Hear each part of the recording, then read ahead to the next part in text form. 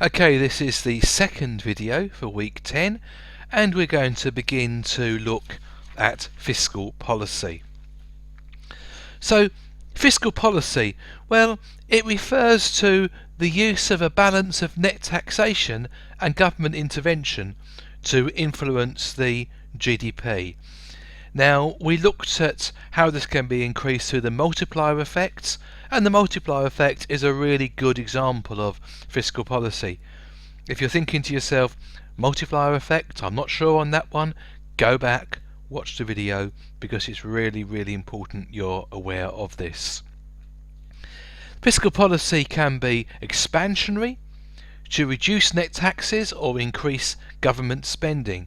It's to increase the GDP, and in both cases you can expect to see the economy grow as there's going to be reduced withdrawals and increased injections. And equally we can have deflationary or contractionary, where it's to increase the taxes or to reduce the government spending, and it's the opposite, because it either increases withdrawals and reduces injections. So you could say that this could actually it could stop growth, it could restrict growth, so there's going to be no runaway price increases. Got a picture here of John Maynard Keynes, and Keynes is the father of fiscal policy, who had a very famous book, The General Theory of Employment, Interest and Money. And policies associated with Keynes are referred to as Keynesian policies. There's two main ambitions of fiscal policy. It's to prevent serious recessions or runaway inflation.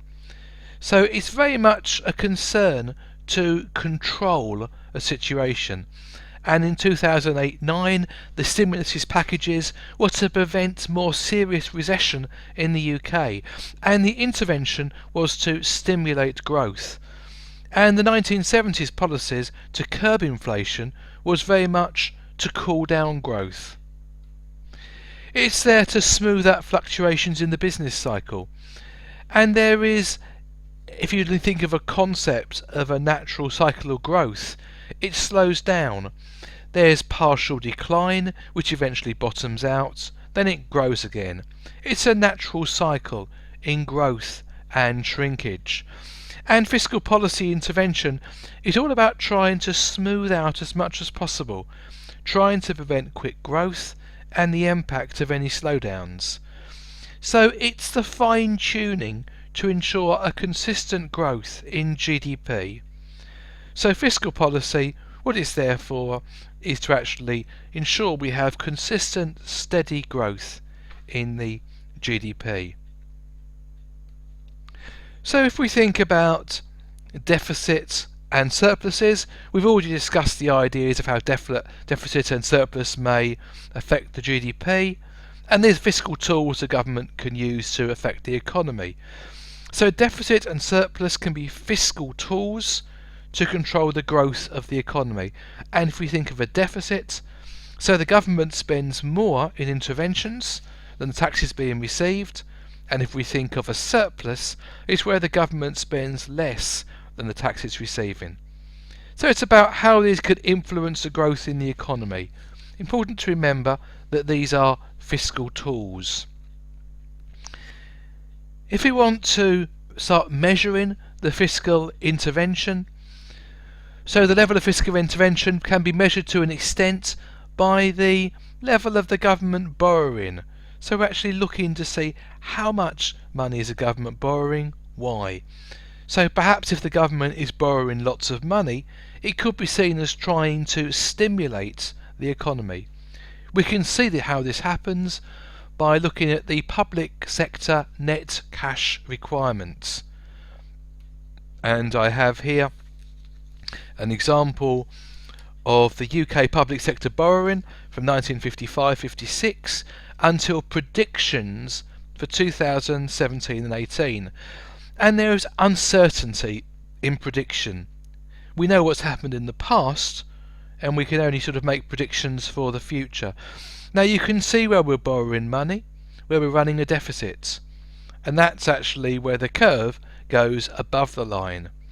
Now you can see in a couple of places the curve goes below the line, and this is actually where we pay back some of our debt as a surplus. So you can see that for the last 60 years the UK run a deficit most of the time, and this is actually quite normal for the UK. You can see there was very much a large spike at the time of the general election around 2011, in excess of 150 billion. Now there's still a very large deficit in the UK budget, but when the Conservative Party came into election last, they actually had a pledge to bring this budget down, trying to reduce it. So on the predictions, perhaps they are a trifle ambitious, but they are actually clearly showing a reduction in the borrowing.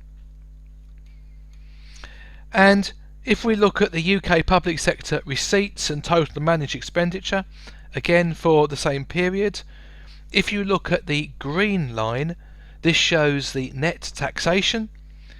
Now, when the red line is above the green, there's a deficit with expenditure above receipts. And you can see this is clearly the case for most of the time. So fiscal policy in the UK is usually to try to run a surplus and try to stimulate the economy. And in recent years they've been trying very much to bring this under control and reduce the deficit. Now there is some success, but they're still spending more than is being received. So we still have a deficit which is growing and growing, and we still continually need to borrow money. So this is the end of the second video. Our third video will actually carry on this important subject of fiscal policy.